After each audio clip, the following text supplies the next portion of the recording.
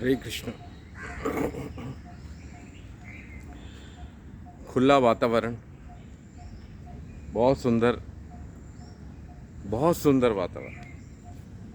देखिए कितनी ग्रीनरी दिखाई दे रही होगी आपको पीछे।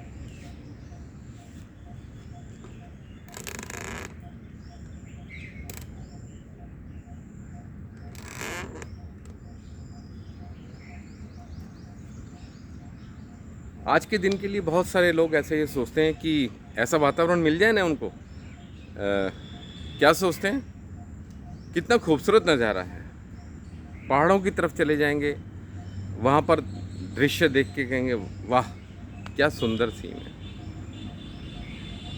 क्यों कहते हैं ऐसा, क्यों कहते हैं ऐसा?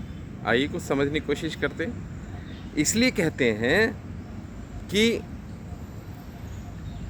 हमने ऐसा वातावरण देखा हुआ है, पहले भी देखा है। जानते हैं कहाँ देखा है और किसने देखा है? इस आत्मा ने देखा हुआ है। ये आत्मा भगवान के धाम के सुंदर दृश्य को जानती है। ये आत्मा भगवान के गोलोक वृंदावन के सुंदर दृश्य को जानती है, देखा है इसने। ये वहीं से आई है, इससे ये पहचान होती है कि हम कहाँ से आए हैं। ये आत्मा भगवान के धाम से आई है, उसके वहाँ का सुंदर दृश्य देखा है।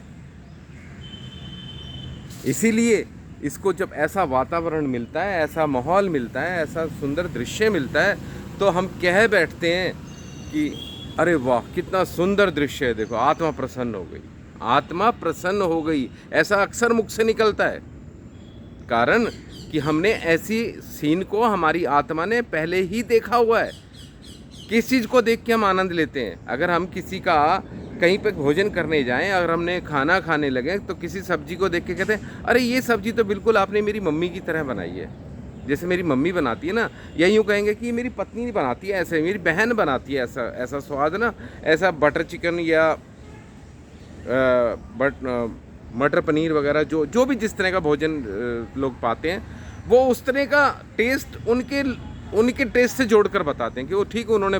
कारण क्यों कहते हैं ऐसा? क्योंकि वो ऑलरेडी उस टेस्ट को उन्होंने चखा हुआ है, उनकी जीभ ने चखा हुआ है ऐसा टेस्ट, इसके लिए वो ऐसा बोलते हैं। तो ठीक उसी प्रकार ये दृश्य, ऐसे सुंदर दृश्य हमारी आत्मा ने पहले देखे हुए हैं। इसलिए हम सुंदर सुंदर जगह जब ऐसा दृश्य देखते हैं तो हमारे मुख से अपने आप से आप निकल जाता है अरे वाह क्या सुंदर दृश्य, आत्मा प्रसन्न हो गई। देखा, मैं इसलिए कहता था वहाँ चलो प्रसन्न हो जाएंगे। ये प्रसन्नता कौन है?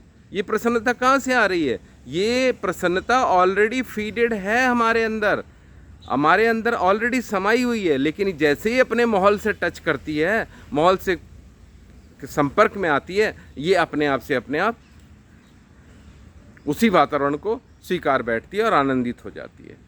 तो आनंद कहाँ से है? भीतर ही है, हमारे सुंदरता हमारे भीतर ही है। लेकिन जब वो उससे मैच करती हुई कोई चीज़ दिखती है तो हम कहते हैं अरे वाह कितना सुंदर दृश्य है। अर्थात वो सुंदर दृश्य हमने देखा हुआ है, आत्मा ने पहले से ही देखा हुआ है। वो सुंदर व्यक्ति का व्यक्तित्व, हमने किसी व्यक्ति को सुंदर बताते हैं, किसी स्त्री को सुंदर बताते हैं, तो अर्थात हमने वो सुंदर स्त्री रूप, इस सुंदर व्यक्तित्व हमने देखा हुआ है। इसके लिए हम कहते हैं कि अरे वाह कितना सुंदर व्यक्तित्व है। क्योंकि आत्मा ऑलरेडी इतने व्यवस्थित, बहुत सुंदर जगह से आत्मा आई हुई है। इसके लिए आत्मा ये जानती है, जब उसको माहौल चीज़ मिलती है तो वो उसी से टच में आकर वो प्रसन्नचित हो जाती है। जैसे कि कोई बैटरी है, हम बैटरी सेल लेकर आते हैं, सेल अपने आप में क्या है? कुछ भी नहीं है। अगर देखें ना वो बोल रहा है, ना चल रहा है, ना उसको छूओगे ना गर्मी आ रही है, ना ताप आ रहा है।